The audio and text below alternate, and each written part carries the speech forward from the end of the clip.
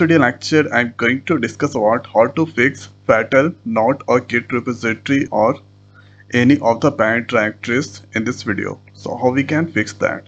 So first here I'm going to create new folder. So let's give the name git or tech.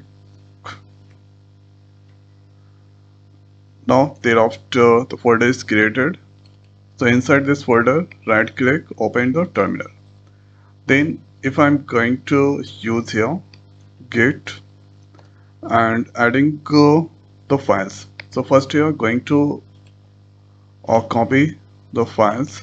So these four files are there. So these four files going to copy and pasting there. Now thereafter our terminal that opened already.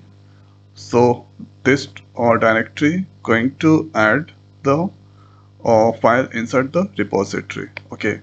So first here we need to use git, then git already is there, git, then add command, and let's give here abc and .py. So abc.py is the file name. So if I press enter, then I'm getting this error. So how do we fix? So first here we need to do the initialization. So first here use git init, then after press enter. So now here you can see initialize empty git repository at this place. So this is now initialized. Now if I use this command again git add, then this will definitely work. The problem will not come.